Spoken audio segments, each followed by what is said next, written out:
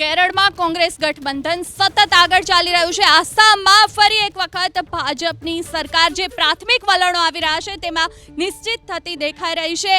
આસામમાં હેમંત શર્મા બિશ્વા મુખ્યમંત્રી ભાજપના અને તેની સાથેના દિગ્ગજો અત્યારે જે ગણતરી ચાલી રહી છે, જે પ્રાથમિક વલણ સામે આવી રહ્યા છે, આગળ દેખાઈ રહ્યા છે। પશ્ચિમ બંગાળની વાત કરીએ તો તેમાં 171 બેઠકોના પ્રાથમિક રુઝાન સામે આવી ચૂક્યા છે। તમિલનાડુમાં ડીએમકે 39 પર આગળ ચાલી રહ્યું છે। કુલ 82 બેઠક તમિલનાડુના કે જેના પ્રાથમિક રુઝાન આવી ચૂક્યા છે। કેરળની 130 બેઠકોના પ્રાથમિક રુઝાન આવી ચૂક્યા છે।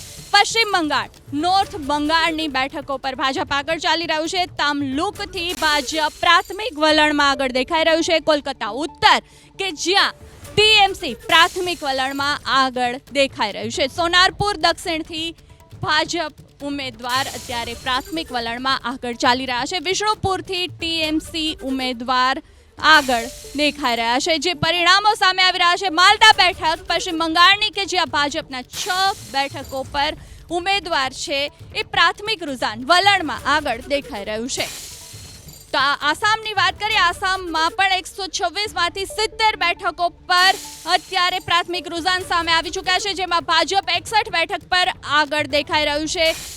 તમિલનાડુમાં 234માંથી 82 બેઠકો પરના પ્રાથમિક વલણ સામે આવી ચૂક્યા છે, જેમાં ડીએમકે સતત આગે કૂચ કરતું પ્રાથમિક વલણ મુજબ રુઝાન મુજબ દેખાઈ રહ્યું છે। ભવાનીપુર બેઠક ભાજપના શુભેન્દુ અધિકારી આગળ ચાલી રહ્યા છે। શુભેન્દુ અધિકારી કે જે ભાજપના દિગ્ગજ નેતા છે, આગળ ચાલી રહ્યા છે।